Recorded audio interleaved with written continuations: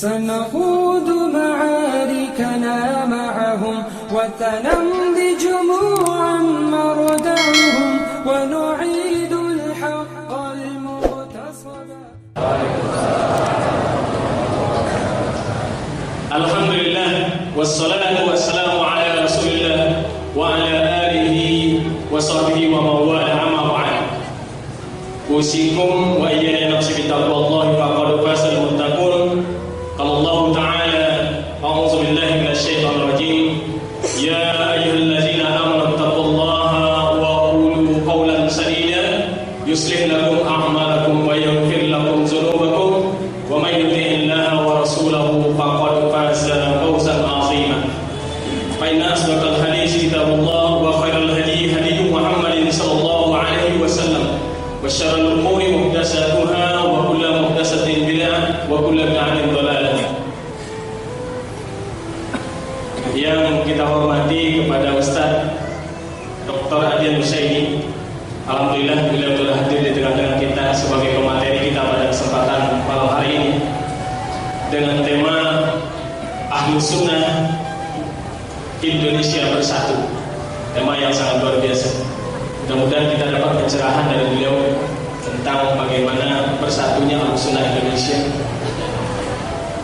Dan kita bersyukur kepada Allah Subhanahu wa taala atas nikmat yang begitu luar biasa pada malam hari ini, malam yang sangat spesial, malam yang sangat bergengsi tentunya, kajian yang sangat luar biasa sehingga Allah mampukan kita untuk hadir di masjid yang mulia ini dalam rangka menghadiri tabligh akbar dengan tema Ahlus Sunnah Indonesia Bersatu bersama Ustaz Dr. Adian Husaini.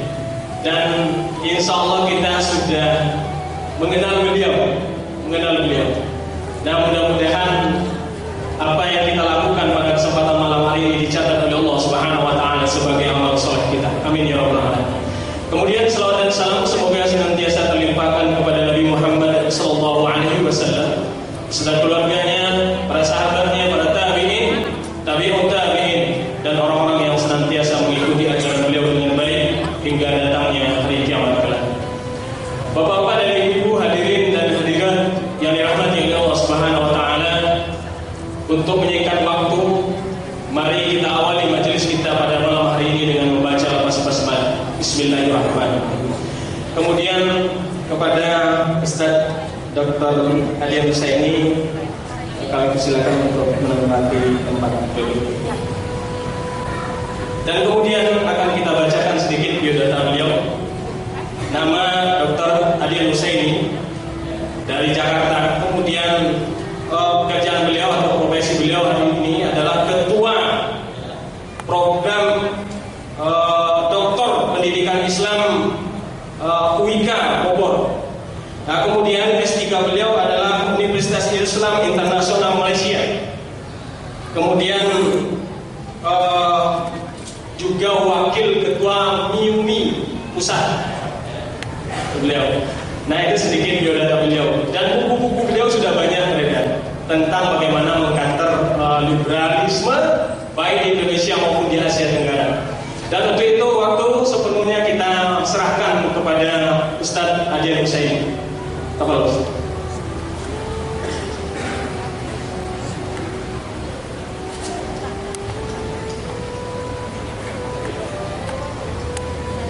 Bismillahirrahmanirrahim. Assalamualaikum warahmatullahi wabarakatuh. Alhamdulillahirabbil alamin, wassalatu wassalamu ala asyrafil anbiya'i wal mursalin nabiyina Muhammadin wa ala alihi wa sahbihi ajma'in, amma ba'd. Rabbi shrah li sadri wa yassir li amri wa hlul lisani yafqahu qawli. Hadirin hadirat rahimakumullah, Bapak, Ibu, hadirin saudara sekalian yang dimuliakan Allah. Alhamdulillah, saya tidak menyangka malam hari ini bisa hadir di majelis yang mulia dan luar biasa ini. Dan itu juga mendadak, karena mendadak juga Ustaz Bakhtiar Nasir berhalangan mengisi tabligh akbar sehingga saya menyiapkan diri untuk menggantikan beliau pada malam hari ini. Dan terus terang saya juga baru dengar temanya tentang Ahlussunnah wal Jamaah bersatu. Meskipun tema ini kami di MIUMI sudah sering dan memang itu tekad kami.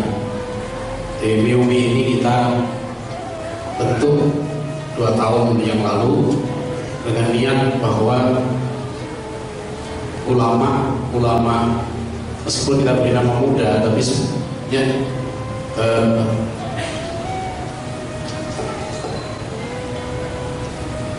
meskipun kita beri nama muda tapi sebetulnya para pendirinya itu sudah tidak muda lagi. Saya Desember ini sudah 50 tahun.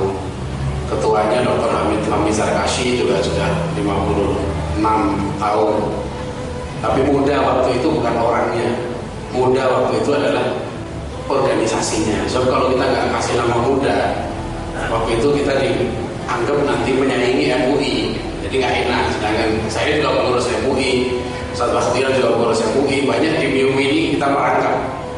Ya kalau kami waktu itu sempat konsultasi dengan Majelis Ulama Indonesia, kenapa masih perlu membentuk Majelis Intelektual dan Ulama Muda lagi? Dan kami jelaskan karena memang ada banyak pekerjaan umat yang sekarang ini harus dipikul bersama-sama, tidak hanya oleh MUI tapi juga oleh banyak potensi-potensi ulama muda yang sekarang ini tersebar. Dan saya 10 tahun sebagai pengurus Majelis Ulama Indonesia Pusat, kemudian saya minta izin mengundurkan diri dan saya bersama Ustaz Bakhtiar dan lain-lain kemudian kita mendirikan MIUMI. Karena kalau MUI tidak bikin tabligh akbar, kita sudah tahu kalau MUI tidak membuat, misalnya waktu ada kasus rancangan undang-undang kesetaraan gender, setelah kami pelajari waktu itu undang-undang ini sangat berbahaya, rancangan undang-undang ini. Draftnya kita pelajari, kemudian kita diskusi dengan teman-teman di DPR, kita tahu bahwa ini sangat berbahaya. Kemudian kami di Majelis Intelektual dan Ulama Muda Indonesia mengadakan berbagai program tabligh akbar, menggalang petisi dari umat, sampai Ustaz Bakhtiar Nasir waktu itu membawa ke DPR sekitar 10.000 lembar pernyataan, masing-masing orang satu pernyataan dari kalau nggak salah dari Aceh sampai Bali kita kumpulkan, kita bawa ke DPR dan juga kami siap untuk membuat draft tandingan dan kita juga datang pada Komisi 8 untuk berdialog menyampaikan pikiran. Jadi mulai dari gerakan intelektualnya sampai kepada umatnya, nah itu bedanya MIUMI dengan MUI, itu aja salah satunya. Jadi kalau kemudian yang kedua kita bilang sama MUI bahwa kami siap mensosialisasikan fatwa-fatwa yang telah dibuat oleh MUI. Karena banyak fatwa-fatwa MUI yang bagus itu tidak tersosialisasi di tengah masyarakat. Nah kami menyiapkan diri itu, sebagai yang lebih muda dari rata-rata pengurus MUI, kita siap untuk bergerak di lapangan. Kemudian yang ketiga, yang penting juga dari MIUMI ini kita menyadari betul banyak potensi-potensi ulama muda, kiai-kiai muda, ustadz-ustadz muda yang setelah kami perhatikan bertahun-tahun mereka aktif sebagai dai, sebagai ustadz, sebagai khotib, itu tidak berkembang ilmunya karena rutin aja pekerjaannya begitu. Bahkan banyak guru-guru pesantren yang 10 tahun mengajar, 20 tahun mengajar, ilmunya nggak bertambah karena yang diajarkan itu sama, dari waktu ke waktu itu aja diajarkan, yang ganti muridnya, tapi ilmunya tidak bertambah. Baik masjid, lembaga dakwah maupun yayasan-yayasan pendidikan biasanya tidak secara khusus punya program perkaderan ulama. Nah, kebetulan waktu saya jadi ketua Dewan Dakwah selama 2005-2010 kami membuat program kaderisasi 1000 ulama. Alhamdulillah sekarang sudah terrealisasi sekitar 200-an yang program S2, S3 yang kami canangkan pada waktu itu. Karena kita masa depan umat ini tergantung bagaimana kemampuan kita untuk melahirkan ulama-ulama. Al-ulama warasatul anbiya, kita sudah hafal hadisnya itu. Tapi banyak sering pengurus masjid saya katakan, Anda ingin khotibnya bagus, penceramahnya bagus, ustadznya bagus, tapi masjid itu jarang, hampir saya tidak menemukan yang punya proyeksi kaderisasi ulama. Misalnya khotib itu diberi biaya ya sekian ratus juta untuk mulazamah dengan ulama. Selama itu keluarganya ditanggung. Hadirin rahimakumullah, perlu saya gambarkan, untuk mencetak seorang doktor di Inggris tahun 2010 yang saya tahu, ya, waktu saya keliling ke beberapa kota di Inggris itu, ternyata program doktor 3 tahun di Inggris, anggaran dari pemerintah per orang itu 1,2 miliar. Ya, 1,2 miliar. Ada yang dari satu instansi pemerintah sampai 1,7 miliar per orang 3 tahun. Jadi sekarang kalau kita mau mencetak ulama, ya, ulama yang unggul, ulama yang hebat, saya sering tanya, berapa dana yang Anda siapkan untuk mencetak seorang ulama? Untuk mencetak seorang master saja sekarang di Monash University di Australia itu lebih dari 1 miliar per orang anggarannya. Itu 1,5 tahun. Jadi orang-orang Barat ya, itu sadar betul bagaimana pentingnya ya, pendidikan untuk mencetak para pemimpin. Maka jangan heran orang Barat, orang Amerika, Australia, sekarang Singapura, itu mereka nggak mau ngasih beasiswa untuk TK, ya, beasiswa untuk SD, mereka nggak mau. Mereka pilih dari santri-santri yang paling pinter, ya, mahasiswa Islam yang paling pinter, pengurus dari Islam yang pinter. Nah, Anda didik mereka di pesantren baik-baik, begitu yang paling pinter mereka pilih. Mereka kuliahkan ke sana, dicuci otaknya, suruh meneliti tentang Islam di Indonesia, ya, kemudian dikembalikan ke tengah rumah, dia menjadi pemimpin. Jadi jangan heran kalau sekarang kita menghadapi, loh ini pemimpin kita kok begini. Jangan salahkan mereka, karena mereka sadar arti penting dari mencetak para pemimpin. Nah ini yang kemudian menjadi evaluasi bagi kami waktu itu. Kita nggak bisa berdiri terus, kita biarkan. Ya, saya sedih ada seorang doktor kita dari Al-Azhar lulus dengan cum laude, lulus dengan Ma'asyaraful A'la, ujian tertinggi, pulang ke Indonesia nggak ada yang nyambut. Ya, lontang-lontung di bandara sendirian, sampai Jakarta rumah nggak ada. Ya, ini mau kemana? Mau ngajar belum jelas. Mau menjadi umat juga nggak peduli, pemerintah nggak peduli, ulama nggak peduli, masyarakat nggak peduli. Akhirnya banyak dokter-dokter kita dari Timur Tengah, ya, sibuk mencari maisha. Memang tidak salah, itu wajib. Ya. Sibuk akhirnya, ada yang sibuk ngurusi travel haji, ya. Ada yang sibuk kemudian mengisi ceramah di masjid-masjid. Terus akibatnya apa? Bertahun-tahun nggak sempat lagi muzakarah, nggak sempat lagi menulis. Padahal yang namanya ulama itu dikenal para ulama kita itu karena karyanya. Nah ini kita sepakat ya, salah satu tugas penting dari MIUMI adalah kita harus bekerja sama untuk meningkatkan kualitas para ulama kita. Semua ada programnya. Ya, kalau saya profesi saya dulu sebagai wartawan. Orang untuk menjadi pemret itu tidak sembarangan. Pemimpin redaksi itu ada kaderisasinya. Saya jadi wartawan itu 6 bulan jadi calon anggota PBI. Sekian tahun masih calon anggota, sekian tahun baru anggota. Nanti untuk meningkat lagi kita dipindah. Kamu di job politik dulu, ya, di desk politik. Setelah itu 2 tahun menguasai, pindah ke desk ekonomi. Setelah menguasai masalah ekonomi, pindah ke daerah. Setelah menguasai ini, baru dia naik jenjang. Orang untuk jadi jenderal, tentara itu ada programnya. Dia harus menguasai dulu masalah teritorial, masalah intelijen, masalah logistik, ya, masalah tempur dan sebagainya. Baru dia naik sebagai jenderal. Nah sekarang kita tanya, ulama kita itu ada nggak programnya? Padahal al-ulama warathatul anbiya, ulama itu pewaris Nabi. Ulama itu pewaris Nabi. Maknanya apa? Maknanya kalau saya memahami bahwa di tengah kita, di tengah umat kita ini tidak boleh tidak ada ulama. dalam jumlah yang cukup.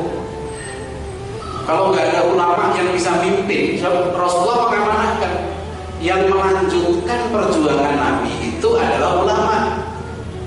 Artinya ulama itu orang-orang yang alim, yang mutafaqih fiddin, yang zuhud, yang akhlaknya mulia, yang hatinya bersama umat, harisun alaikum bil mu'minina raufur rahim. Ini ulama yang kita butuhkan. Saya sering kalau ke daerah saya tanya, siapa di daerah ini yang kita kenal sebagai ulama ahli tafsir? Satu saja. Ada nggak di Lampung ini misalnya ulama ahli tafsir yang menulis tafsir 30 juz? Ada nggak ulama ahli fikih misalnya yang dikenal sebagai ulama ahli fikih ya, tingkat nasional? Banyak sekali daerah-daerah di Rahimahullah sekarang kita tidak menjumpai lagi. Padahal dulunya di tiap kota dulu kita punya banyak ulama-ulama yang hebat. Ya, kita sekarang punya banyak doktor, kita bahkan banyak yang profesor. Tapi beda, akademisi beda dengan ulama. Kalau akademisi itu misalnya dia ngajar pulang. Tapi kalau ulama itu adalah orang yang hatinya bersama umat. Ulama itu dia peduli dengan umat. Apa masalah yang menimpa umat, dia ikut merasakan. Ulama itu pelanjut perjuangan para nabi. Nah ini yang namanya kenapa kita harus ya, bekerja sama. Ya, karena kami memahami bahwa ulama ini yang ke depan ya harus kita wujudkan. Ulama itu tidak turun dari langit. Ulama itu tidak dilahirkan.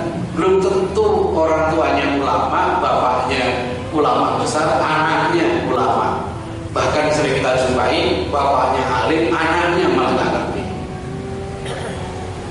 Sering kita jumpai seperti itu. Belum tentu. Karena ulama itu adalah lahir dari proses pendidikan. Sering kalau saya tanya, jangankan jadi ulama. Saya sering tanya pada teman-teman, anak saya mau saya didik menjadi ahli tafsir. Di mana sekolahnya di Indonesia? Anak saya mau saya didik menjadi mujahid dakwah di bidang hukum. Di mana kuliahnya? Anak saya mau saya didik menjadi seorang ahli sejarah Islam, mujahid dalam bidang keilmuan sejarah Islam. Karena sejarah kita ini banyak dimanipulasi oleh penjajah sampai sekarang ini. Saya sekolahkan seorang anak saya ke satu kampus Islam terbaik di Jakarta, akreditasinya A, pendidikan guru sejarah. Itu anak saya ini perempuan. Dia bilang kamu berjuang di sini. Tapi setelah 1 tahun dia kuliah, ya, saya lihat kurikulumnya, sering diskusi dengan saya. Ini anak saya kalau nggak saya ajak diskusi betul-betul jadi sekuler. PKM-nya sekuler, sejarahnya sekuler, masih diajarkan manusia itu dari monyet. Coba Bapak hadirin sekalian lihat kurikulum anak-anak kita sekarang. Resmi kurikulum sekarang ini 2013 tetap sama. Namanya manusia itu dikatakan manusia sekarang ini. Manusia sekarang Pak, saya nggak termasuk. Nah saya manusia dulu. Ya.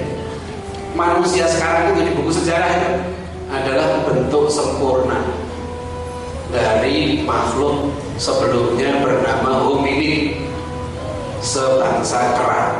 Nah, pernah baca nggak buku anaknya? Jangan-jangan yang punya anak nggak pernah dibaca bukunya. Anak kita dicekoki begitu Pak di sekolah-sekolah itu.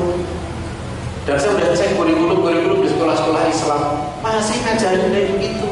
Banyak yang saya jumpai. Ya kan? Bagaimana kita ini manusia? Sampai muridnya bingung, nanya ke guru, Bu, ibu guru agama. Kalau saya belajar sama ibu, manusia dari Adam. Saya belajar sejarah sama biologi, manusia dari monyet.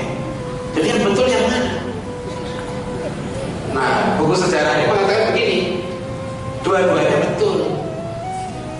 Yang bilang manusia dari Adam itu betul, itu kebenaran agama.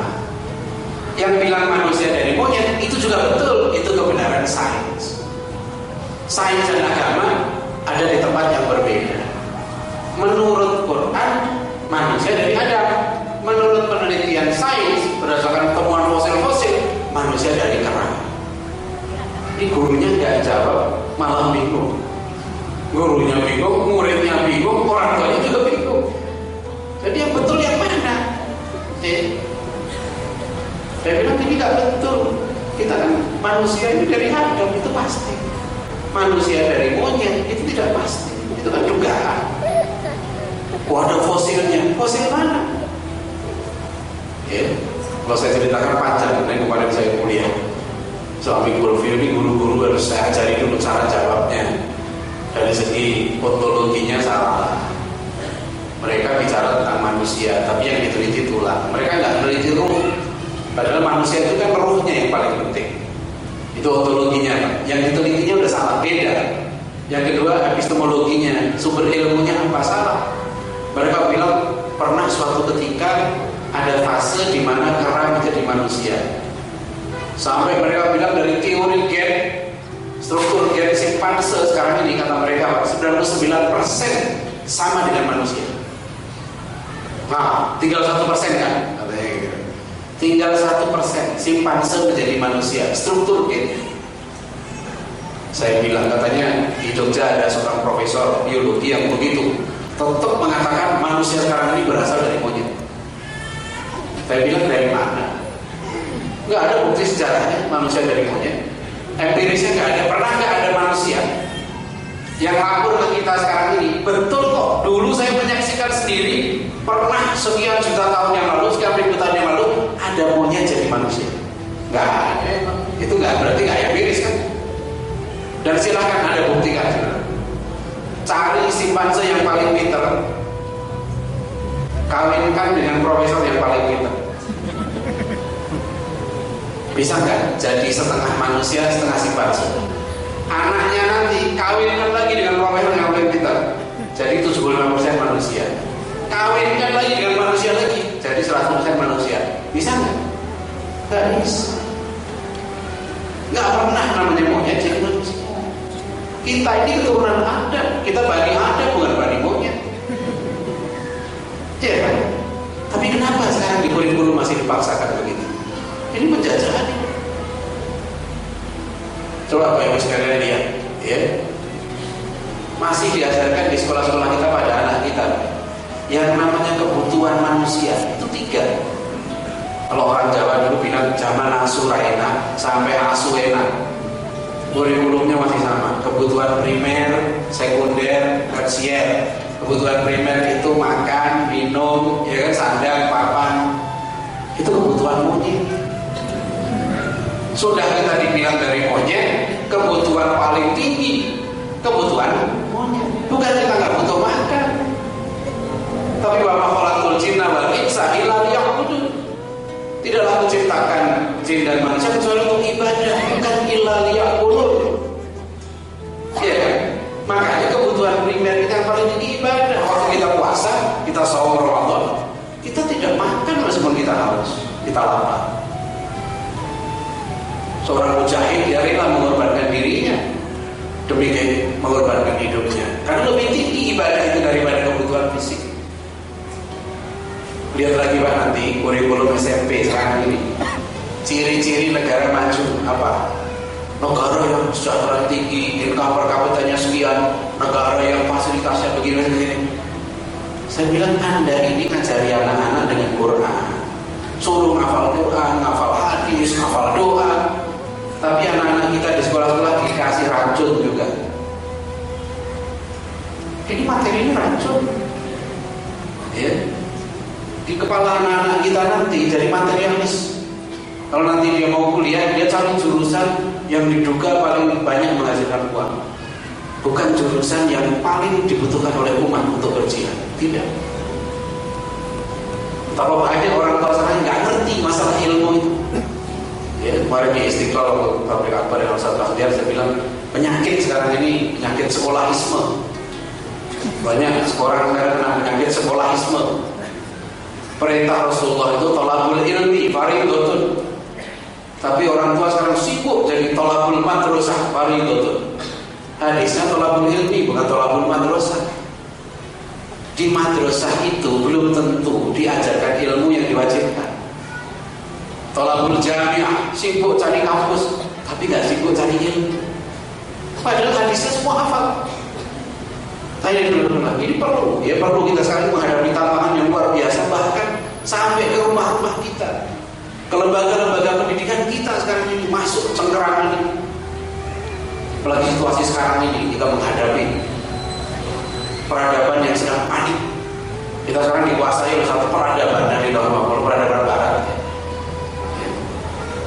Alhamdulillah saya pernah mengambil mata kuliah khusus di Istek waktu itu. Mata kuliah itu Islam and the West, Islam dan Barat. Alhamdulillah yang mengambil mata kuliah itu cuma saya sendiri. Jadi setiap datang dengan profesornya saya cuma berdua. Saya disuruh baca buku tentang Islam dan Barat yang banyak, tapi salah satu buku wajib yang harus saya baca itu adalah bukunya Samuel Huntington. Kemudian profesornya dari Sudan, Profesor Mudathir. Sama kita tahu buku Samuel Huntington ini terbit tahun 96, berjudul The Clash of Civilization and the Remaking of Order, benturan antar peradaban dan pembentukan kembali tata dunia baru. Memang buku ini tidak terlalu ilmiah, tapi Profesor Mudathir mengingatkan buku ini harus dibaca, karena inilah buku yang memberikan cara pandang orang-orang Barat terhadap Islam sekarang ini. Buku ini, Hadirin Rahimahullah, merupakan pengembangan dari makalah yang ditulis oleh Samuel Huntington tahun 93, judulnya The Clash of Civilization, dimuat dalam jurnal Foreign Affairs. Waktu itu menimbulkan perdebatan di seluruh dunia. Clash of Civilization, benturan antar peradaban. Dan di dalam pengantarnya, Samuel Huntington menulis seperti ini. Profesor Huntington, Profesor International Politics di Princeton University di Amerika. Dia menulis di dalam pengantarnya itu, it is human to hate. For self-definition and motivation, people need enemies. Adalah manusiawi untuk membenci. Dari pengantarnya itu begitu. It is human to hate. Adalah manusiawi untuk membenci. For self-definition and motivation, people need enemies. Untuk self-definition, maksudnya untuk masyarakat itu membangun jati dirinya, mendefinisikan dirinya, siapa kita, gitu ya. Definisi siapa kami, maksudnya siapa kami bangsa Barat, siapa kami bangsa Amerika. Kata Huntington, people need enemies. Masyarakat perlu musuh. Maka setelah komunis runtuh, kata dia, kita harus merumuskan the new enemy, our new enemy. Siapa musuh kami sekarang ini? Itu yang ditulis oleh Huntington. Dan dalam buku ini dia mengatakan apa? Islam dia bagi dunia ini. Dunia sekarang ini dibagi oleh Huntington menjadi 8 peradaban besar. Sekarang yang bertarung di pentas dunia ini ada 8 peradaban. Saya ingin menggambarkan dulu peta besar yang kita hadapi. Nanti kita lihat kondisi internal kita seperti apa dan apa yang harus kita lakukan supaya kita tidak keliru melangkah. Kita jangan merasa kita besar, kita hebat. Kita harus paham dulu sebetulnya apa sih yang terjadi sekarang ini. Setiap hari kita dibombardir dengan berita-berita tentang Islam yang mungkin kita jadi sesak nafas kita. Tapi kalau kita tahu petanya, insya Allah kita nggak sesak. Dan kita nanti harus menyusun langkah-langkah yang strategis. Jangan kita jangan menghadapi mereka sedang kalap sekarang, sedang bingung, sampai melakukan tindakan-tindakan yang nggak masuk akal. Itu bukan saya yang ngomong, nanti akan saya tunjukkan bagaimana pakar-pakar di Barat sendiri, pakar-pakar ilmu politik di Barat itu sekarang panik mereka. Karena sebetulnya negara sebesar Amerika saja sekarang dipermainkan oleh sekelompok kecil manusia. Yang oleh Tim Berners-Murphy, dia tulis buku berjudul High Priest of War. High Priest itu pendeta-pendeta kelas tinggi, sekelompok manusia yang jumlahnya sedikit, mereka yang sekarang mengendalikan isu-isu dunia, yang mengatur mau kemana. Jadi bukan orang banyak. Dan itu semua tertulis, bukan gelap. Ada gambarnya, ada fotonya, ada siapa yang bermain, itu juga ada kelihatan. Dan dari buku Huntington kita bisa menelusuri. Huntington mengatakan 8 peradaban yang sekarang ini bermain di pentas dunia. Ada peradaban Barat, Al-Hadarah Al-Gharbiyah, Western Civilization. Ada peradaban Cina, ya, Chinese Civilization. Ada peradaban India, Afrika, Latin Amerika, Ortodok, kemudian Jepang, ya, Japanese Civilization, dan satu lagi Islamic Civilization, peradaban Islam. Dari seluruh peradaban yang ada ini, kata Samuel Huntington, yang mengatakan apa? Islam is the only civilization which has put the survival of the West in doubt. Islam adalah satu-satunya peradaban yang pernah meletakkan keselamatan Barat dalam keraguan. Maksudnya di dalam ulang kata Huntington apa? Dari sekian peradaban ini, 7 di luar Barat ini, hanya Islamlah peradaban yang pernah mengalahkan Barat. Cina tidak pernah, Jepang tidak pernah, India tidak pernah, Afrika tidak pernah, Latin Amerika tidak pernah. Hanya Islam yang pernah mengalahkan kita. And it has done at least twice, kata Huntington. Tapi saya mencatat sekitar 4. Mereka trauma, ya, trauma. Jadi Barat itu kalau menghadapi Islam, mereka panik. Lihat saja kasus Paris. Kasus Paris kan yang melakukan beberapa orang. Tapi kenapa kemudian di seluruh pelosok di Amerika, di Inggris, ada mahasiswa saya, ibu-ibu ya, punya anak di Inggris. Anaknya sekarang ketakutan, anaknya itu pakai jilbab. Sampai saya telepon, saya WhatsApp teman saya, wartawan BBC senior, Asyari Usman. Saya minta tolong dibantu, karena sekarang panik. Jadi asalnya pakai jilbab, dia diteror. Jadi bayangkan ya, ada seseorang, ada Muslim yang kita sekarang nggak tahu peristiwanya seperti apa Paris ini kan. Tapi kenapa kemudian Muslim di Selandia Baru diserang, di Inggris diserang, di Amerika diserang? Ini orang panik. Kita aja nggak melakukan seperti itu. Orang Muslim dibantai di Yahudi, apa di Gaza, ya kan? Ada Yahudi di Surabaya, ada sinagognya. Kita nggak hancurin mereka. Orang Muslim lebih rasional. Kita tahu siapa yang jahat di antara mereka. Ya, Yahudi di Maroko dan lain-lain tidak diganggu. Ini orang Muslim. Ya, tapi coba lihat bagaimana paniknya mereka. Jadi kata Huntington, mereka Islam adalah satu-satunya peradaban yang pernah mengalahkan mereka. Ini yang buat mereka panik. Sebetulnya Bung Karno sudah pernah mengatakan di tahun 60-an, kapitalisme sekarang ini, kata Bung Karno, sudah dalam keadaan yang panik seperti harimau yang luka. Mereka sudah nabrak pohon dan karu-karuan, perilakunya sudah tidak rasional. Ini yang sekarang terjadi. Makanya kita jangan ikut panik. Ya, jangan ikut panik. Nanti saya ceritakan bagaimana paniknya mereka. Ya, mereka luar biasa. Jadi 200 tahun perang salib, seluruh kekuatan Barat dikerahkan dalam perang salib. Akhirnya mereka kalah. Makanya kenapa waktu George Walker Bush dulu mengatakan, selalu dia bilang the crusade against terrorism. Ya, bahkan Billy Graham, seorang misionaris besar di Amerika, dia mengatakan crusade kepada umat Islam. Jadi misi itu disebut sebagai misi crusade juga. Kenapa? Karena dulu perang salib ini mewakili persatuan Barat. Belum pernah masyarakat Eropa bersatu kecuali dalam perang salib. Itu pertama kali Eropa bersatu dalam perang salib. Jadi selalu mereka ingin membangkitkan Islam sebagai the common enemy, musuh bersama. Tapi akhirnya mereka menderita kekalahan. Belum pernah ada peradaban yang menguasai Barat selama 800 tahun kecuali umat Islam. Umat Islam itu memimpin Spanyol dan sekalian Andalusia itu 800 tahun. Dari tahun 711 sampai 1492.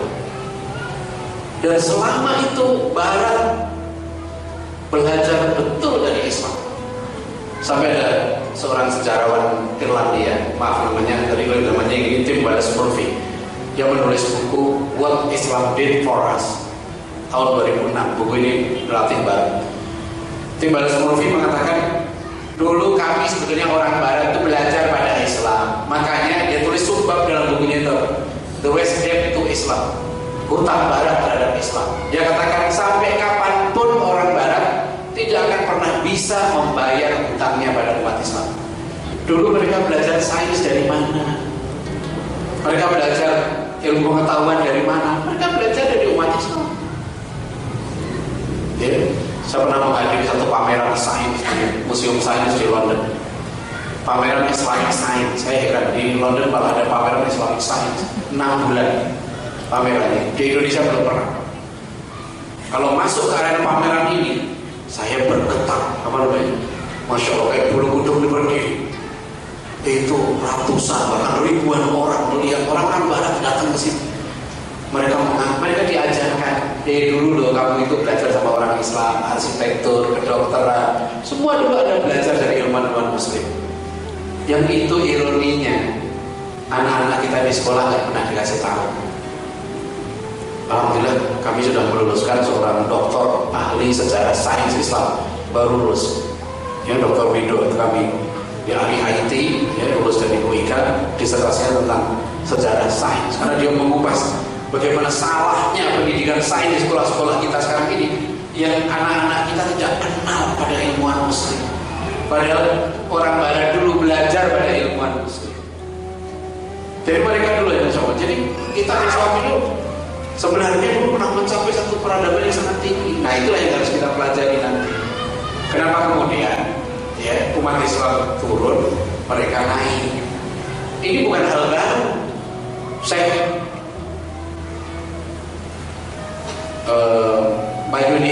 Basyuni Imron dari Kalimantan, dari Sambas dulu. Mufti Sambas pernah mengirim surat kepada Syekh Amir Sakib Al-Salam, ya, di Syria. Kemudian judul suratnya itu begini: Limadza ta'akhkharul muslimun wa limadza taqaddama ghairuhum. Mengapa umat Islam mundur dan mengapa umat lain maju? Dan dijawab oleh Syekh Sakib Al-Salam dalam surat yang panjang sampai menjadi sebuah buku yang sekarang bisa kita baca.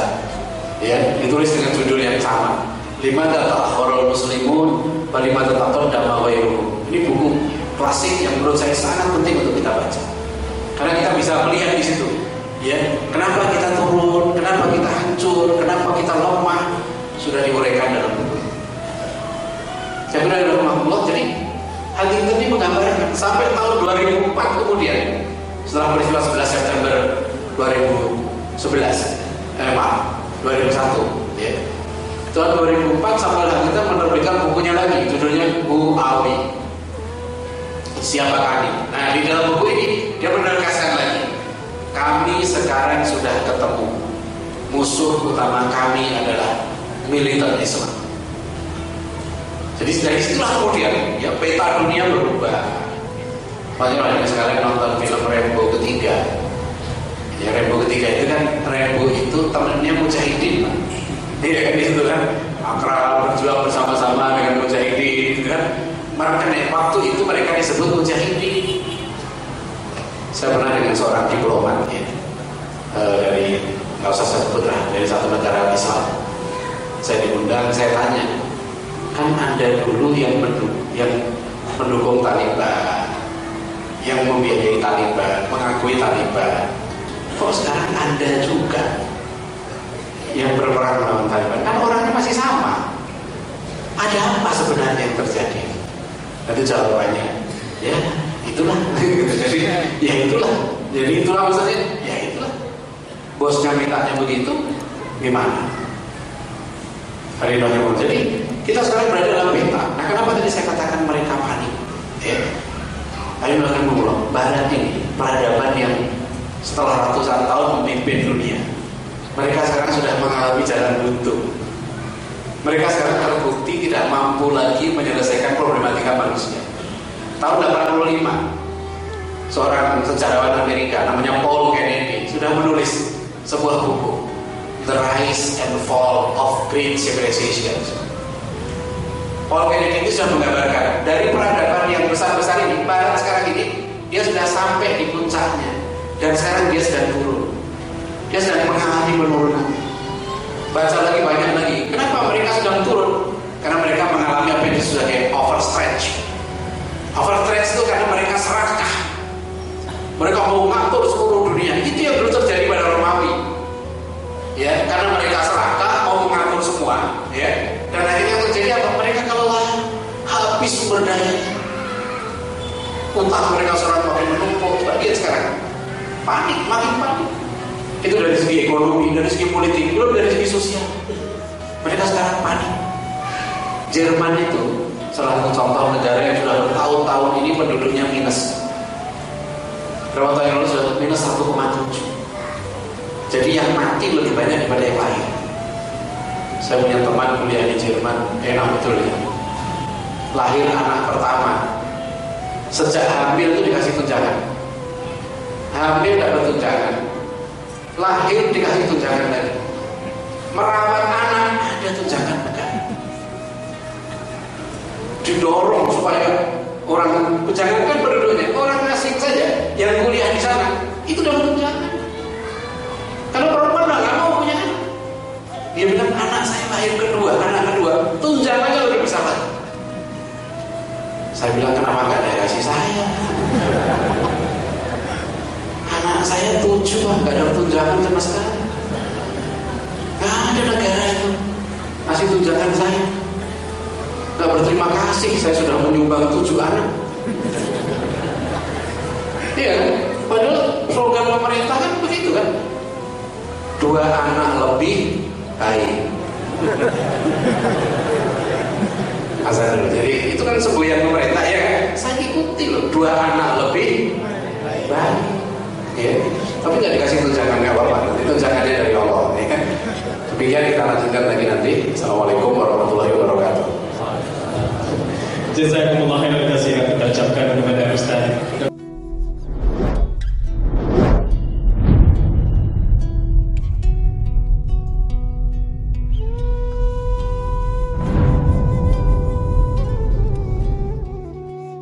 سنخوض معاركنا معهم وتنمضي جموعا مردعهم ونعيد الحق المغتصبا. Bapak Ibu kaum muslimin dan muslimat yang dirahmati oleh Allah Subhanahu wa taala, mari kembali kita persiapkan diri kita, hati kita, pikiran kita untuk mendengarkan paparan dari Ustaz Dr. Haji Husain, melanjutkan materi yang sangat luar biasa. Untuk itu kepada beliau kembali waktu persilakan.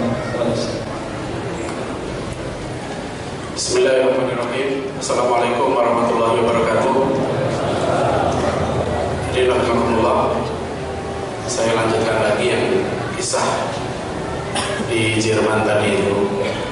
Bukan hanya Jerman, sebetulnya negara Barat sekarang mengalami krisis kependudukan, di mana pertumbuhan penduduknya sudah minus. Artinya bangsa ini lama-lama punah, karena yang mati lebih banyak daripada yang lahir. Sudah dikasih insentif besar kepada para perempuan, mereka tidak mau untuk melahirkan anak. Waktu saya berkunjung ke Inggris di beberapa kota tahun 2010, ada beberapa mahasiswa kita yang bawa anak-anaknya ke kampus, anak kecil. Jadi kalau ketemu sama teman-temannya orang Inggris itu, mereka heran, apa Anda nggak repot punya anak begini, bawa anak seperti ini, ngurus anak. Bagi mereka itu banyak yang merasa itu merepotkan. Dan dengan sistem kesetaraan gender mereka, equality, jadi kesetaraan laki-laki dan suami, di sana tidak ada sistem perwalian, tidak ada kepala rumah tangga laki-laki. Jadi suami istri itu seperti kontrak sifatnya. Makanya suami nggak bisa ngatur istrinya untuk punya anak sekian. Kalau istrinya nggak mau ya sudah. Itu namanya kedaulatan penuh atas alat-alat reproduksinya. Jadi sistem di sana kan kalau sudah 18 tahun, anak itu sudah dewasa. Dan itu berarti dia lepas dari orang tua. Ya, jadi kalau orang tuanya campur tangan urusan anaknya, itu dia melanggar hak asasi anak. Ya, jadi misalnya anak bawa pacarnya ke kamar, kemudian orang tuanya melarang, itu anak bisa telepon polisi. Ya, itu hak asasi anak. Dan sekarang kita sudah mulai diterapkan. Di Bogor ada ustadz pesantren yang ditangkap polisi karena dia nggak mukul santrinya, cuma gagang kunci itu tetap di kepalanya santrinya aja. Santrinya lapor ke polisi, orang tuanya, ustadznya ditangkap, masuk penjara. Sekarang hati-hati Pak, ada sudah masuk gagasan hak asasi anak ini sudah masuk. Ya, jadi kalau nanti Ustadz emosi gitu ya, nyentil santrinya, dia nggak puas, orang tuanya lapor ke polisi, itu kena delik, melakukan kekerasan. Ya. Dulu kita ngaji dipukulin Pak Kiai nggak apa-apa. Anak saya di pondok sampai ditempeleng sama seniornya, sampai kandang telinganya robek. Saya ngajar di pesantren itu, tapi saya nggak laporkan karena saya tahu kalau saya laporkan yang mukul ini diusir dari pesantren. Saya diam-diam saya bawa ke rumah sakit, betul telinganya robek. Tapi saya tanya anak saya, masih kuat nggak? Masih Pak, ya sudah terus saja. Memang orang tua harus agak tebel Pak ini. Kalau anaknya masih tahan, saya bilang kamu masih enak di pondok, pakai bantal, pakai kasur. Dulu saya di pondok nggak ada bantal, nggak ada kasur, nggak ada alas. Saya bilang sama ibu saya, susah banget di pondok. Saya waktu di SMA negeri, tapi saya tinggal di pondok. Ibu saya bilang, pokoknya kamu makin menderita, makin sukses. Nah, itu jarang saya pikir orang tua sekarang ngajari anaknya begitu. Ya, tapi ibu saya dulu begitu Pak. Paman kamu dulu di pondok makanya daun, begitu. Makanya jadi kiai. Nah, jadi pokoknya kalau menderita gitu, itu tegel-tegelan, mau takutisen, eksim, segala macam. Orang tua terus sabar. Itu memang berkahnya santri begitu. Tapi dari sekarang, jadi saya mau cerita nih. Tadi itu tentang kedaulatan reproduksi Pak. Jadi di barat itu Pak, orang tua mau ketemu anak, meskipun serumah harus buat janji. Itu ada film Rocky Balboa. Sylvester Stallone sudah tua ya. Dia jadi petinju tua, pengen ketemu anaknya. Itu susah. Dia harus bikin janji, bikin appointment, nggak bisa karena anak sudah lepas dari orang tua. Nah kita bersyukur kita nggak alami seperti itu. Jadi mereka bingung dengan nilai-nilai moral, bingung. Ya. Sampai kawan saya di Jerman itu cerita, sekarang perempuan-perempuan Jerman itu nyari laki-laki yang mau ngawini mereka. Jadi kalau yang belum kawin ya, ke Jerman aja sudah. Itu tinggal ngawini perempuan Jerman, zikir di masjid, sudah hidup. Sudah hidup. Masalahnya, kata teman saya ini, ya, dia sudah lulus doktor dari Jerman. Masalahnya, yang dicari perempuan Jerman itu yang hitam.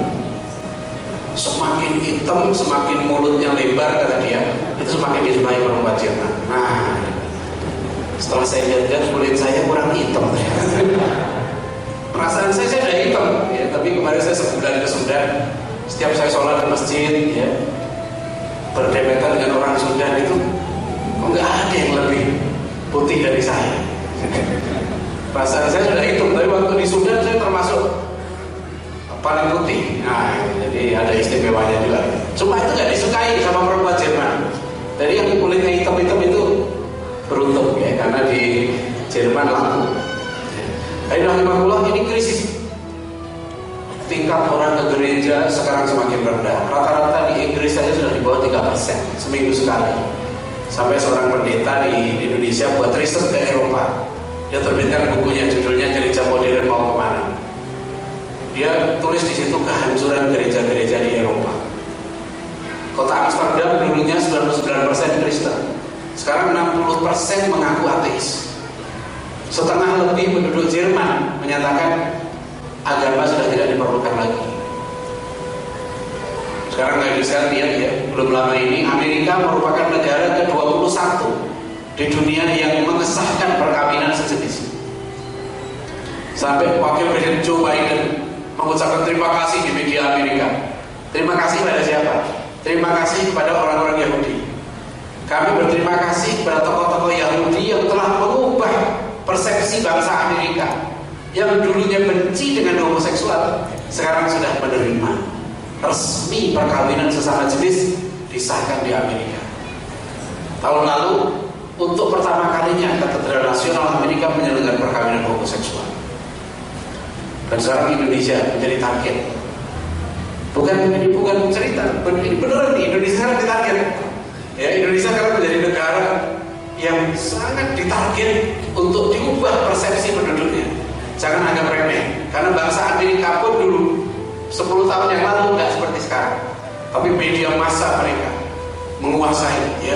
Orang Yahudi menguasai media, menguasai film, menguasai sinetron, menguasai opini. Apa yang terjadi? Masyarakat publik diubah persepsinya seperti di Irlandia, negara mayoritas Katolik. Meskipun Vatikan menolak homoseksual, tapi ketika dilakukan polling di Irlandia, menang orang homo. Mereka kemudian disahkan juga di Irlandia. Sekarang alhamdulillah, saya belum lama ini diundang Unila, ya, di FISIP waktu itu diminta kuliah umum di FISIP. Kenapa saya diundang? Karena sebelum saya diundang di FISIP Unila, sudah beberapa kali di situ ada seminar tentang LGBT, lesbian, gay, biseksual, transgender. Belum lama ini di Unibro Malang mau bikin seminar besar-besaran tentang LGBT. Alhamdulillah dibubarkan oleh rektor. Enggak lama kemudian di Universitas Diponegoro mereka mau bikin seminar besar-besaran lagi LGBT, tapi kemudian dibubarkan oleh rektor lagi. Ya. Saya sejak tahun 2004 sudah menemukan jurnal di Fakultas Syariah IAIN Semarang. Para mahasiswa Fakultas Syariah menerbitkan jurnal Justisia. Itu 2004. Covernya, judulnya sangat mencolok. Indahnya kawin sesama jenis. Seminar di IAIN Surabaya pernah ada seminar judulnya Nikah Yes, Gay Yes. Jadi seminar-seminar begitu di Unibro bisa dibatalkan, di Undip bisa dibatalkan. Ya, tapi di beberapa kampus Islam, dan saya sudah teliti skripsi, tesis, mahasiswa psikologi sekarang sudah mulai menerima perkawinan sejenis itu sebagai bentuk perkawinan yang normal. Di Jogja sudah ada pesantren waria, ya, sudah ada pesantren Senin Kamis waria, ya di internet sudah ada. Saya beberapa kali diundang pemerintah Malaysia, mungkin ada 4-5 kali, untuk memberikan pelatihan pada guru-guru tentang bahaya LGBT. Karena di Malaysia pun ternyata begitu, terutama di sekolah-sekolah berasrama. Dan saya dipanggil dengan orang homo, bekas orang homo, dia sudah tobat. Ya, dia bekas homo, dia sudah tobat sih. Dia cerita bahwa dia dulunya normal, sampai SMA itu normal. Bagaimana dia kena homo itu? Setelah dia benci sama ayahnya. Ayahnya itu dia bilang keras, orang yang keras, dan akhirnya dia kehilangan kasih sayang ayah. Ini hati-hati bagi ayah ini ya. Jadi kasus-kasus ini tidak satu. Ya, teman saya Ustaz Bentri Jaisur Rahman juga menemukan kasus serupa. Banyak orang-orang dari homo karena benci sama ayahnya, hilang keteladanan ayahnya, hilang kasih sayang ayahnya pada dia. Akhirnya dia nyari-nyari komunitas itu di internet. Ya, dan dia terhubung, dan untuk menyembuhkannya perlu waktu puluhan tahun. Yang orang Malaysia ini cerita di forum itu, dia susah sekali sembuh. Kenapa? Karena dia selalu jatuh cinta pada ustaz. Nah, itu masalahnya. Setiap dia masuk masjid, ya, dia selalu jatuh cinta sama imamnya. Nah, itu yang dia susah. Itu yang problem di situ. Sejak dia SMA dia sudah senang sama guru agamanya. Nah, ini hati-hati. Ya, jadi hati-hati kalau begini ini kalau nggak ditangani, apalagi kemudian dilegalkan, ini sekalian akan semakin penyakit ini merajalela. Karena ini penyakit. Ya, di UNER sudah terang-terangan, di UI juga sudah terang-terangan. Dan ini di barat mereka bingung Pak. Standar moralnya apa? Baik buruk itu apa? Mereka nggak bisa melarang saat ini. Dulunya orang homo di Eropa itu hukumannya apa? Gereja menetapkan hukuman mati dengan cara digergaji, tubuhnya dibelah dua. Foto-foto gergajinya saya masih punya. Jadi dulu di abad pertengahan orang homo lesbi itu digergaji. Sekarang mereka bingung. Orang homo pimpin gereja. Tahun 2003 kalau sekarang ingat ada peristiwa menghebohkan. Untuk pertama kalinya di dunia, seorang homo namanya Jane Robinson di Amerika, dia memimpin gereja tingkat negara bagian dan itu menang voting. Dia kawin dengan Mark Andrew. Jane Robinson kawin dengan Mark Andrew, suami istri. 14 tahun dia sebagai pastor, blatant homoseksual. Dia terang-terangan sebagai suami istri, 14 tahun hidup serumah sebagai pastor. Bukannya pastor yang lain menolak, justru dia voting menang, terpilih sebagai kepala gereja tingkat negara bagian. Itu nggak pernah terjadi dalam 2000 tahun sejarah Kristen. Makanya waktu itu media heboh, dan sekarang makin banyak. Makanya alhamdulillah sampai sekarang, meskipun banyaklah orang muslim yang ngomong, tapi belum ada ya ustaz atau kiai, imam masjid ngaku ngomong. Alhamdulillah. Alhamdulillah, bersyukurlah kita ya. Di titik ini kita masih bersyukur ya. Jangan sampai, harus kita cegah ya. Harus kita cegah. Tapi sudah mulai masuk kampus ya. Ini perlu kita hati-hati. Katanya di Paris sudah ada, katanya di Afrika Selatan sudah ada. Ya, waktu di Inggris itu saya menemukan satu buku di SOAS, School of Oriental and African Studies, Homosexuality and Islam. Itu satu buku tebal, ada bahas Quran, hadis dan lain sebagainya. Ujung-ujungnya menyatakan homoseksual itu dibenarkan di dalam Islam. Dan di Jakarta sudah ada para profesor juga yang mengakui itu. Sudah ada, ya. Baik diam-diam maupun terbuka sudah ada. Ini kita harus mengalami, mau tidak mau kita menghadapi tantangan ini sekarang. Tapi yang saya mau cerita tadi, mereka bingung, standar moralnya bingung. Mana yang benar, mana yang salah. Sekarang misalnya kalau ada sekalian lihat, di Eropa berkembang namanya Nordic Christian Church, gereja Kristen telanjang. Nggak usah dibayangkan. Jadi pastornya, jemaatnya semua nggak pakai baju, polos,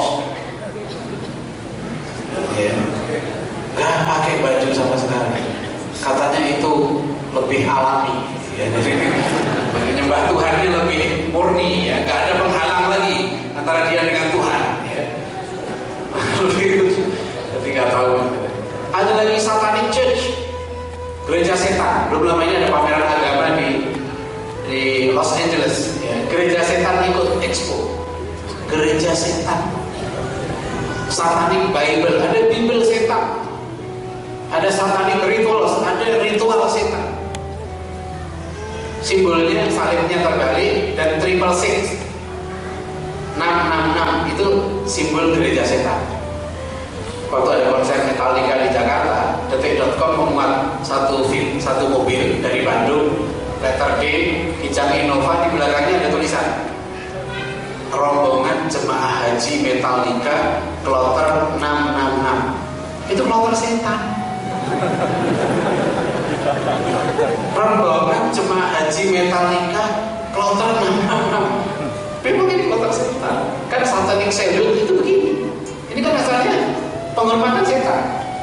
Begini, sebetulnya kan ini lihat di internet. Sebelum asalnya dulu, ini penghormatan, ini Satanic Salute. Itu mah orang nggak tahu ya, berani jadi metal, gitu kan? Nggak ngerti. Asalnya dulu begitu, itu masih jalan cek. Mereka juga bingung, kita juga bingung akhirnya. Jadi nggak karuan, mereka tuh sudah bingungan. Segala lini, ya, mereka sudah nggak bisa menyelesaikan. Nah itulah makanya panik. Sampai seorang mantan diplomat Amerika, namanya William Bloom, dia di internet, dia menulis buku judulnya apa? The Rogue State, negara jahat. Jadi dia menggambarkan negaranya sendiri. Ya, dia seorang diplomat luar di Amerika, di William Bloom, menulis buku judulnya The Rogue State, negara jahat. Dia memberikan bagaimana kejahatan. Dan yang lucu di situ dia tulis, belum pernah dalam sejarah dunia, sejarah manusia, ada negara yang tentaranya, persenjataannya sekuat Amerika sekarang. Itu nggak ada dalam sejarah. Amerika itu negara dengan senjata dan tentara paling kuat di dunia. Tapi kata William Bloom apa? Anehnya negara sekuat ini menentukan musuh utamanya itu seorang kakek, namanya Osama bin Laden. Nah, di dalam sejarah itu cerita, kalau dulu musuhnya Rusia masih masuk akal, karena panik, bingung. Ada seorang profesor, saya pernah tulis di harian Kompas, namanya Profesor Johan Galtung. Ini ahli dalam strukturalisme, ya, pakar strukturalisme.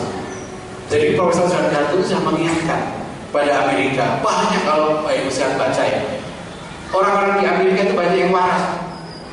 Profesor-profesor lihat webnya davidduke.com. Itu membongkar kejahatan Yahudi di Amerika. Ya, davidduke.com. Itu kalau mau tahu cerita bagaimana Yahudi menguasai Amerika sekarang ini, masih hidup orang di David Duke. Jadi sampai, maaf tadi saya salah, buku High Priest of War itu ditulis oleh Michelle Collins Piper, bukan Tim Wallace Murphy. Michelle Collins Piper ini keliling ke dunia Islam. Dia meluncurkan 2 bukunya, High Priest of War dan Final Judgment. Final Judgment ini membongkar kisah pembunuhan John F. Kennedy. Di dalam buku dia ini dibuktikan ya, Piper ini membuktikan bahwa ternyata yang membunuh Kennedy itu Mossad. Jadi ini cerita. Jadi yang saya bahas ini adalah sudah biasa dibahas di forum-forum internasional di dunia. Ini semua terbuka, di buku terbuka. Nah sekarang adalah dalam keadaan panik. Ya, ingat nggak kata-kata Donald Rumsfeld, dulu Menteri Pertahanan Amerika, dan Paul Wolfowitz. Jadi sekarang ini kan musuh mereka Islam militan, Islam radikal, Islam fundamentalis. Apa mereka bilang? Kalau kita mau memburu mereka, jangan tunggu keluar dari sarangnya, tapi lumpuhkan di sarangnya. Jadi kalau membunuh tikus itu, ya jangan tunggu tikus keluar dari sarangnya. Nah sarang-sarang tikus ini di mana sekarang ini? Pesantren, madrasah, perguruan tinggi Islam. Nah itulah kenapa kemudian mereka besar-besaran melakukan proyek-proyek liberalisasi. Kenapa paham-paham yang menyesatkan dikasih biaya? Nativisme, hari sekarang dia jarang ada sedekah laut, sedekah bumi, agama lokal tumbuh. Ini bukan alami, itu ada fundingnya di belakang. Itu ada yang mendanai. Dulu gerakan-gerakan nativisasi ini sudah diingatkan oleh Pak Natsir. Ya, Pak Natsir kan menyebut tantangan kita ada 3 sebelum beliau wafat. Beliau berwasiat kepada Pak Amin Rais dan kawan-kawan. Ingat, tantangan kita ada 3 kata Pak Natsir. 1, sekularisme, liberalisasi. 2, kristenisasi. Dan 3, nativisasi. Ya. 2 tahun 2011 majalah Media Hindu. Ya, saya paparkan di kampus-kampus majalah Media Hindu itu. Ini satu majalah Hindu yang kalau dalam Islam itu dulu Sabilinya Hindu, majalah Media Hindu. Itu Media Hindu ini memuat judul, ya. Judulnya adalah hanya dengan Hindu Indonesia adalah negara besar. Jadi mereka mengatakan bangsa Indonesia ini sudah salah melepaskan Hindu. Maka mereka buat target tahun 2030 30% penduduk Jawa kembali ke Hindu.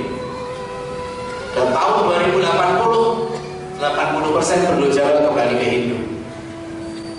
Saya kagum sama semangatnya. Ya, kagum sekali sama semangatnya. Luar biasa. Minoritas Hindu yang nggak sampai 2% punya target dan cita-cita tinggi. Hanya dengan Hindu Indonesia akan menjadi negara besar.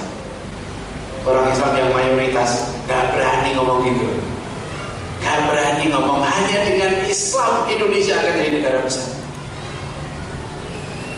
Saya diundang oleh Unibro seminar lagi, belum lama ini di Semarang, seminar Badan Pengkajian MPR, ya, tentang Pancasila, sosialisasi 4 pilar. Saya sampaikan, saya bahas dalam makalah saya. Saya usul pada MPR, jangan menjadikan Pancasila sebagai pandangan hidup orang Muslim. Ini dulu yang sudah dikritik oleh banyak cendekiawan kita, termasuk Buyung Nasution. Pancasila itu dasar negara. Kita orang Islam, pandangan hidup kita itu Islam, dan itu tidak bertentangan dengan Pancasila. Artinya kalau kita berakidah Islam, berpandangan Islam, berbuat se-Islam, itu otomatis kita sudah menjadi orang Pancasila yang baik. Itu saja. Ya, karena Pancasila ini dulu disepakati sebagai common platform.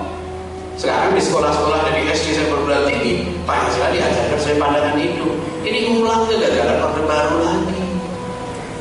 Yang kedua, malah sekarang Pancasila dijadikan ajaran moral. Ada pendidikan karakter Pancasila. Saya baru terima SMS dari Unibro. Diundang seminar ke Malang untuk bahas pendidikan karakter Pancasila. Saya sudah kritik, saya sampaikan ke MPR. Mohon MPR, kami orang muslim, serahkan konsep pendidikan akhlak, pendidikan karakter kepada Islam, nggak usah ada konsep baru. Kepada salah satu tim perumus revolusi mental dari menteri yang tadi yang bawa revolusi mental, kebetulan kawan saya salah satu tim perumusnya, saya udah usulkan kalau mau sukses nih, dan istilahnya juga jangan revolusi mental, karena bagi orang Islam yang ada itu reformasi jiwa, tazkiyatun nafs. Ya, reformasi jiwa, kita membentuk jiwa kita kembali supaya tazkiyah, supaya kita suci jiwa kita, tazkiyatun nafs itu ada. Qad aflaha man zakka wa khaba man dassaha. Serahkan urusan pembangunan jiwa ini kepada agama. Ini yang pemerintah pasti akan gagal. Dulu pernah saya tulis di Republika, gagal kalau akan membuat konsep baru, karena kita akan memisahkan antara Islam dengan Pancasila. Itu gagal. Dulu itu yang dikatakan Pak Natsir, Buya Hamka, Mr. Kasman Sugodi Bejo, tokoh-tokoh Islam kita itu sudah mengingatkan, tapi diulang lagi. Dan saya ironinya, banyak sekolah-sekolah kita nggak sadar mengajarkan sesuatu yang keliru. Jadi kembali ke barat aja. Tantangan kita yang besar. Nah sekarang bagaimana? Kita perlu bersyukur ya Tuhan. Indonesia ini negeri yang unik, negeri Muslim sebesar ini.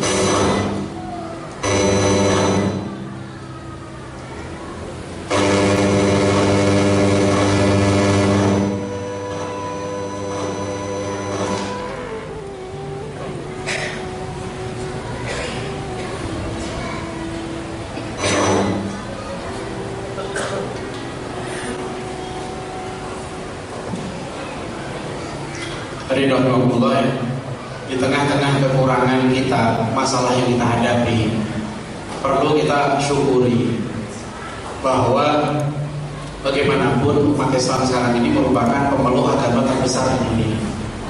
Itu yang juga salah satu yang dikhawatirkan hati kita. Tahun 2025 dia perkirakan seperempat penduduk bumi itu muslim. Angka pertumbuhan penduduk Islam itu cepat. Ini yang mereka minus. Orang Islam itu rata-rata penduduknya cepat. Jadi itu, dan menurut saya pemerintah nggak perlu ngeri. Ya, yang perlu adalah pembinaan SDM-nya, pendidikannya. Karena pulau kita ini masih banyak. Saya udah keliling Aceh sampai Papua. Gak kurang-kurang insya Allah. 1 miliar penduduk Indonesia itu tertanggung. Gak usah khawatir. Banyak pulau-pulau kosong, jadi yang nggak dapat kerjaan, susah cari kerjaan, kirim aja ke pulau kosong, insya Allah hidup. Ini benar itu. Belum lama ini saya diundang Ustaz Fadlan Garanata ke Papua, di Pulau Egar, ya, Pulau Ugar. Itu pulau terpencil, ya. Kita keliling pulau-pulau, di situ masih banyak rusa dan segala macam. Jadi insya Allah hidup. Nggak usah khawatir, ya, daripada ngamen di jalan. Ya, daripada malas-malasan gitu, udah kirim aja kan. Insya Allah nanti kalau saya jadi presiden 2019, saya buat programnya. Nggak usah khawatir. Ini keliru kita cara berpikirnya, itu bonus demografi. Karena konsep-konsep pendidikan yang diajarkan pada pejabat kita dulunya itu konsep Robert Malthus itu. Ya, jadi salah itu. Pendidikan kita itu nggak mengajarkan SDM yang siap pakai. Yang kedua adalah negeri kita ini ratusan tahun Pak mencoba untuk dikristenkan. Penjajah itu telah mengupayakan dengan segala upaya mereka untuk mengkristenkan negeri, dan itu gagal. Sampai seorang pastor di Semarang, itu dalam bukunya Frans van Lith. Kalian sekalian tahu Frans van Lith ini tokoh Katolik legendaris. Belum lama ini kan diperingati 150 tahun Van Lith di TV Indosiar. Itu luar biasa. Dia dianggap seorang misionaris yang berhasil menjebol pertahanan benteng orang Jawa melalui pendidikan. Dan dia berhasil mendidik seorang cucu kiai namanya Sugio Pranoto menjadi pastor pribumi pertama, Uskup Agung pribumi pertama. Sugio Pranoto sekarang jadi nama kampus di Semarang kan. Sugio ini cucu kiai di Jogja, Kiai Pujo. Ya, dulunya Kiai Pujo ini punya cucu kiai ini Van Lith ini punya sekolah guru, Wake School di Munthilan.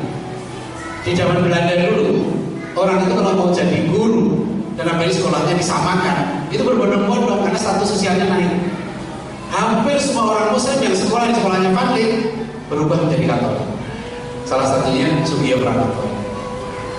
Dia ini minum monumental, sudah difilmkan juga. Saya bilang ini film visionaris cuma halus. Nah, tapi saya mau cerita bagaimana negeri kita ini mau dikristenkan selama 300 tahun lebih nggak berhasil. Tetap ya, kata seorang pastor ini kirim surat, saya baru paham mengapa Fransiscus Saverius tidak datang ke tanah Jawa. Karena ternyata orang Jawa tidak mau ganti agama. Mereka tetap memilih Islam meskipun mereka belum mengamalkan agama. Ini pengakuan yang luar biasa. Segala cara sudah mereka pakai, orang Jawa nggak mau ganti agama. Sampai Fadli itu saking jengkelnya, dia membolehkan orang Kristen dihitan. Padahal kalau dalam kepercayaan mereka, hitan itu menurut ajaran Paulus itu nggak diberkati Tuhan. Tapi boleh kata Fadli, karena dianggap hitan itu budaya Jawa. Jadi dulu para dai itu luar biasa, berhasil menyatukan antara Islam dengan Jawa. Yang keluar dari Islam dulu dibilang gak Jawa lagi. Dan strategi ini sudah dipakai di Batam, di Papua, di Dayak. Strategi menyatukan Kristen dengan budaya. Nah dulunya nggak, jadi dulu kalau orang Betawi, ya Madura, Sunda itu otomatis Muslim. Kenapa kemudian kalau kita lihat yang Natal itu kan pakai simbol-simbol budaya? Karena mereka mau merebut simbol budaya itu masalahnya. Nah kita sekarang ini berhadapan, kita bersyukur lah. Bahkan saya sempat ya, beberapa lama ini saya khutbah di Al Azhar Bayoran Baru, Masjid Al Azhar. Saya khutbah itu nangis, saya jarang khutbah nangis. Karena saya pelajari apa di sini. Dulu di masa penjajahan, susah kita menemukan orang Muslim murtad dari agama. Dulu di masa penjajahan, pesantren-pesantren kita dulu melahirkan ulama-ulama, melahirkan pejuang-pejuang. Dulu sejelek-jeleknya santri, sebodoh-bodohnya santri, cita-citanya mengajar Al-Quran, mengajar agama kepada masyarakat. Kakek saya, paman saya pulang dari pesantren itu pergi ke pasar pagi, sore ngajar ngaji sampai mati itu kerjaannya.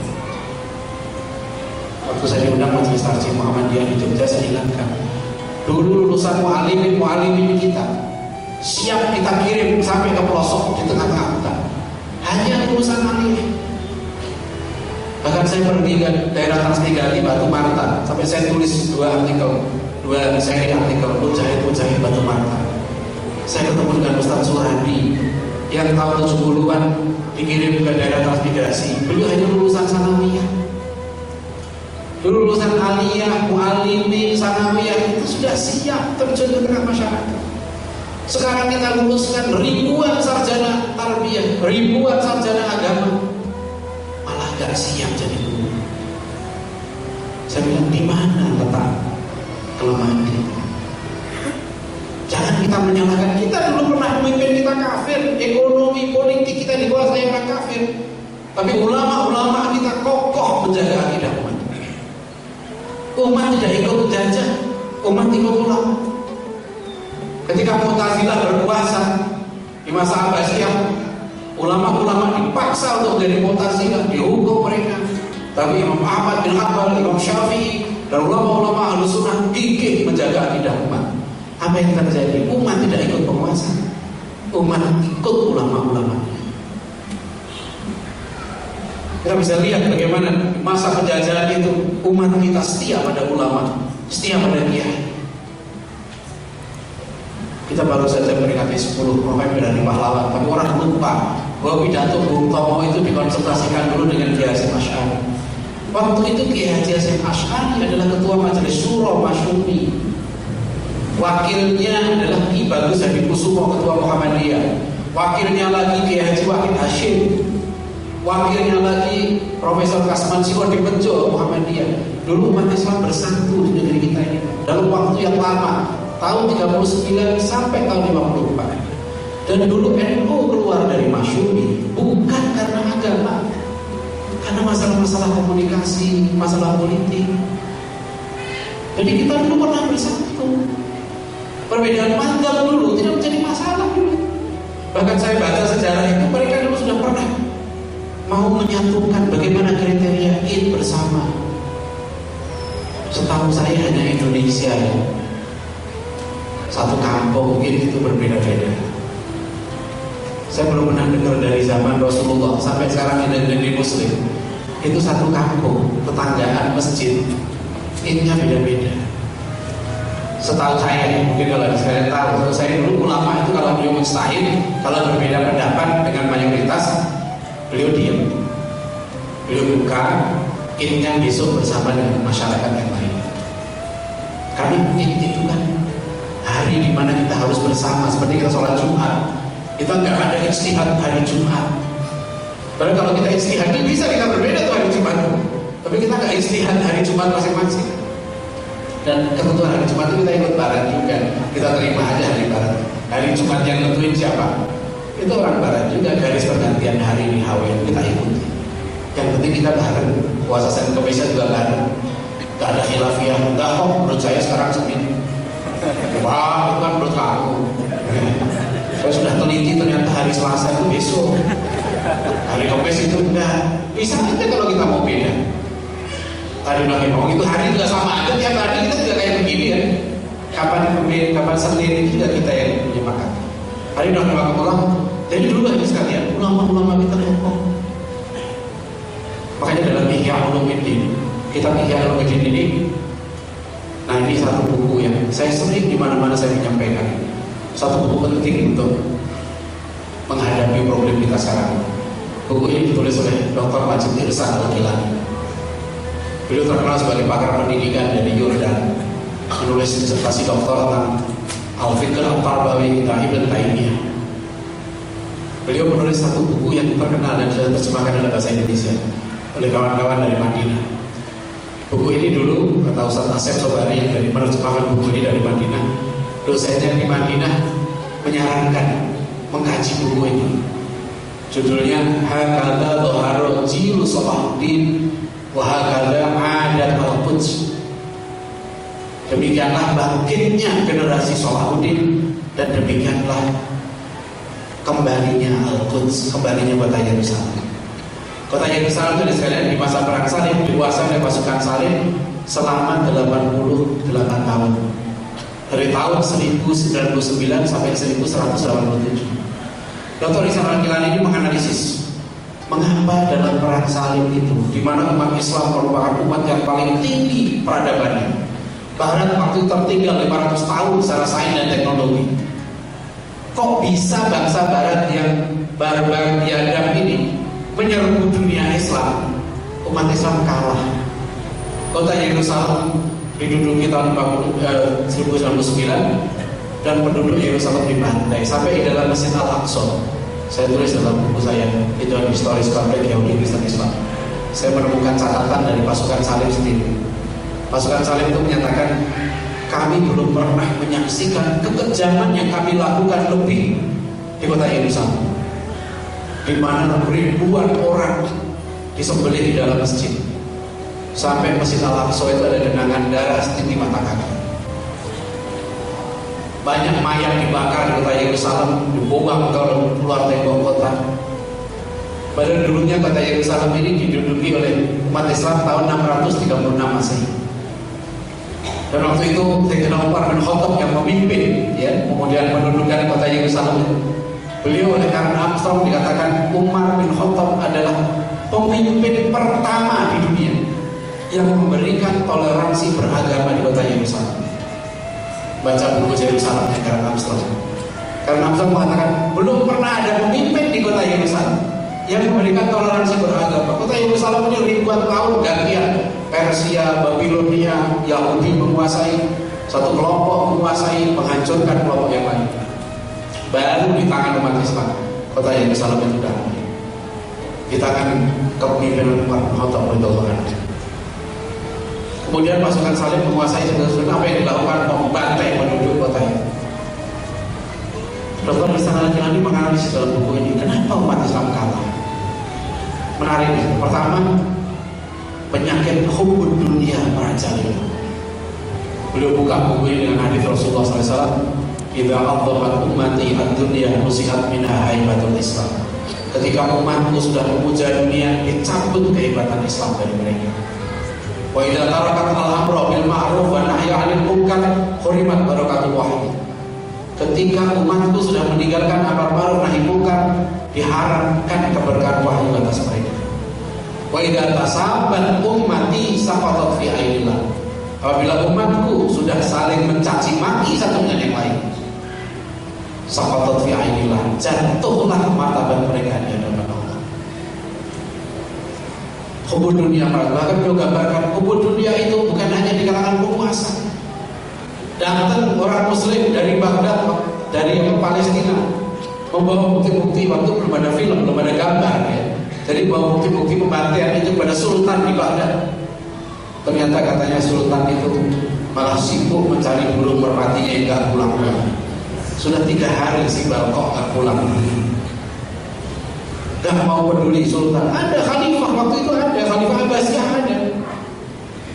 Umat Islam punya kekhalifahan waktu itu.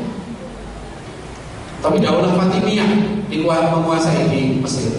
Makanya nanti daulah Syiah itu di Fatimiyah kan, di masa Saladin al-Ayyubi belum pernah melakukan pembasmian besar-besaran terhadap Syiah. Dengan cara setiap hari di masjid-masjid dibersihkan kembali pengaruh Syiah yang waktu sempat meluas di masa Saladin. Dia baca bagaimana Sultan Salahuddin al-Ayyubi kemudian memurnikan akidah Sunni dan Ahli Sunnah wal Jamaah. Konsolidasi Sunni kan. Sejarah ini terjadi. Pesta sampai digambarkan satu gubernur saja waktu itu suka mendatangkan penyanyi. Dihitung-hitung biayanya sekian ribu dinar. Saya hitung-hitung sekitar hampir 1 kilogram emas. Mendatangkan seorang penyanyi pada waktu itu. Kalau mereka kawin, mereka kereta-kereta emas diarah.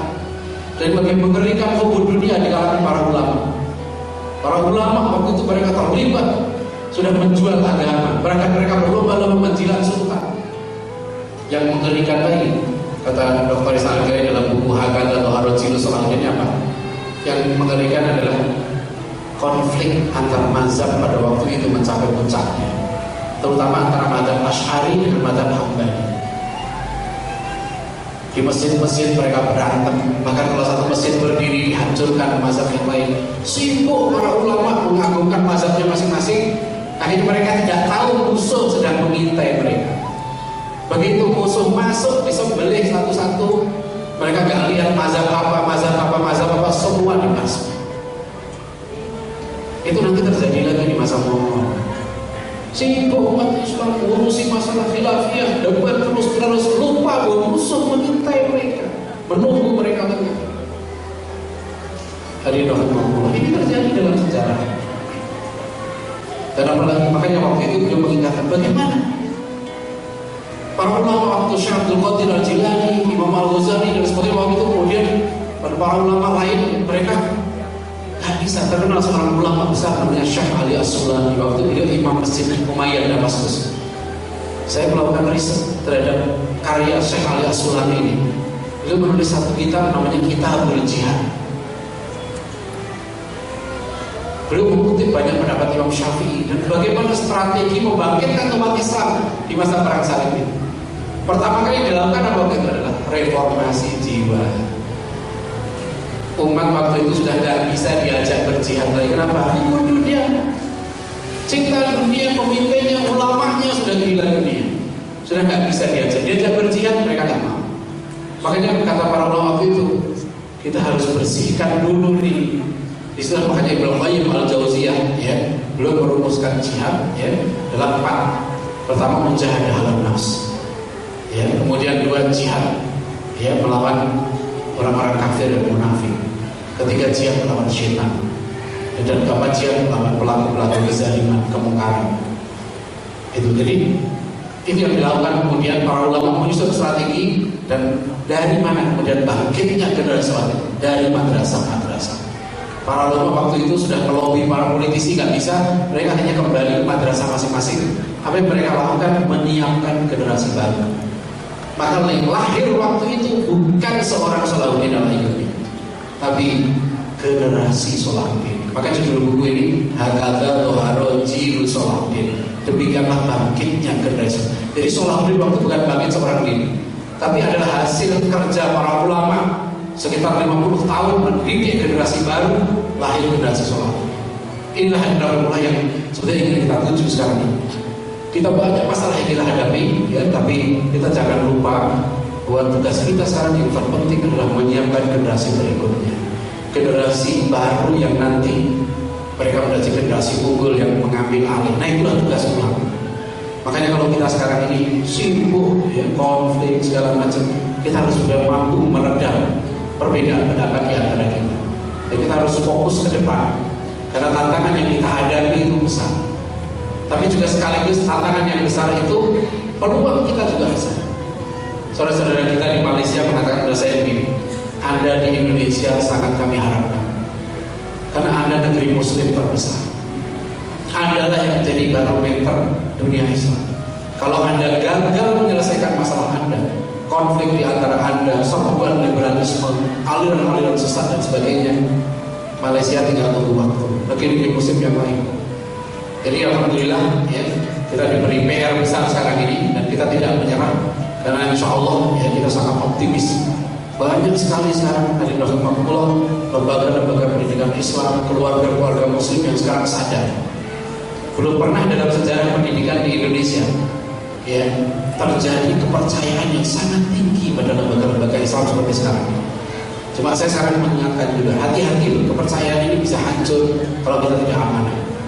Kalau kita tidak ingat tujuan kita yang sebenarnya adalah melahirkan generasi baru, seperti dalam surat Al-Maidah yang 54. Yuhibbuhum wa yuhibbunahu, adillatin 'alal mu'minin, 'izzatin 'alal kafirin, yujahiduna fi sabilillah wa la yakhafuna lawmata laim.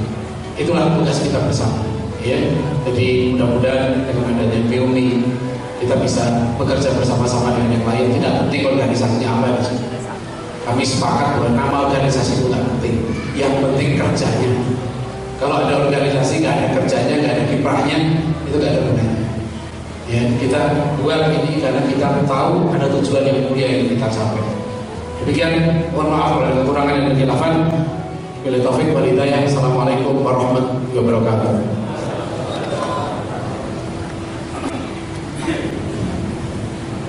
Jazakumullah khairan kasih kita ucapkan kepada Ustaz Dr. Haji Hussein yang telah memaparkan paparan yang begitu luar biasa pada kita pada kesempatan malam hari ini, dan tentunya akan membuka pikiran kita betapa musuh-musuh Islam hari ini berupaya untuk meruntuhkan kekuatan Islam.